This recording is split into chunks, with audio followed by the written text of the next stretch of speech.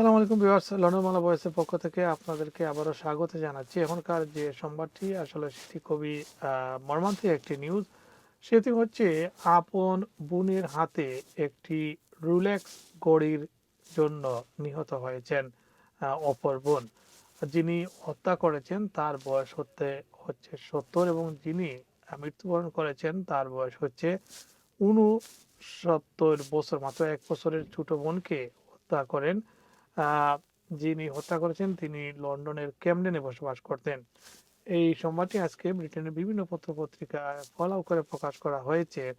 কারণ মাত্র একটি স্বর্ণের রোলেক্স ঘড়ির লোভের কারণেই 70 বছর বয়সে গিয়ে তিনি তার বোনকে নির্মমভাবে হত্যা করেন। তিনি 10 বার তাকে ছুরিকাঘাত করেন। তার মুখে সিলেক্টিভ লাগানো ছিল Hello, is it এবং Nancy? 3 দিন পর Hi, Nancy. প্রতিবেশীরা তাকে এই ঘর This থেকে time you're দরজা under arrest ভেঙে under তার suspicion of লাশ murder. The পায়। allegation is R that you've murdered লাশ your sister হত্যা Jennifer করার পর Abbott on the তিনি 10th of June this year, okay? করে So you চলে do not যান have এবং to say anything, but it may harm your defence if you do হসপিটালে not ফোন করে mention বলেন when তিনি questioned অতিরিক্ত something which you later rely ঔষধ on in সেবন court, করেছেন, and যার anything that জন্য you do say তিনি may be good হসপিটালে or used in যেতে evidence, চান। okay?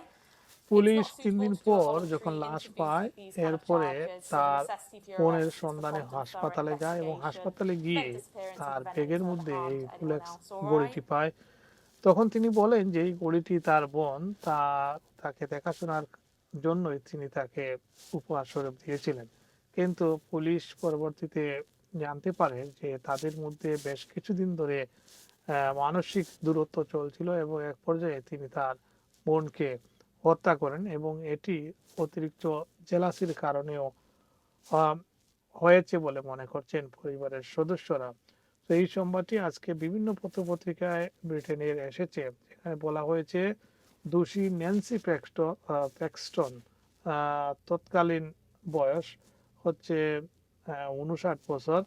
গত বছরের 10 জুন তার বোন জেনিফার অ্যাবটকে ছুরিকাঘাত করে হত্যা করেন। ভুক্তভোগী অ্যাবট, যিনি সারা স্ট্রেবিয়াং নামেও পরিচিত, তিনি চলচ্চিত্র পরিচালক ছিলেন।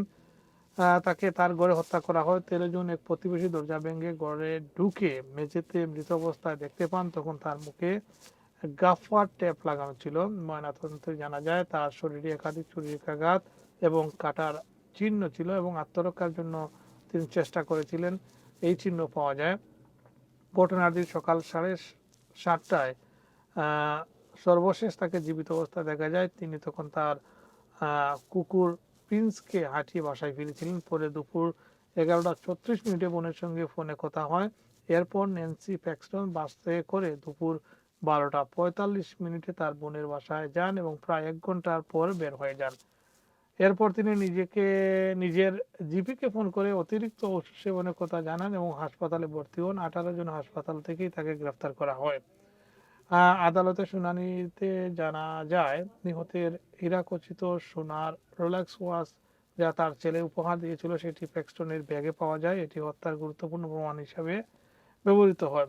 মামলার সাক্ষ্য দেন নিহতের ছেলে ব্রান্ড কার্লসন, যিনি জানান যে তার মা ও খালার মধ্যে দীর্ঘদিন ধরে চাপা ক্ষোভ বিরাজ করছিল। পুলিশ আরও জানায় যে প্যাক্সটনের ফোনে পাওয়া কিছু নোটে তিনি তার অসৎ বোনকে হত্যার চিন্তার কথা লিখেছিলেন। ভিউয়ার্স, এই ছিল খুবই মর্মান্তিক সংবাদটি।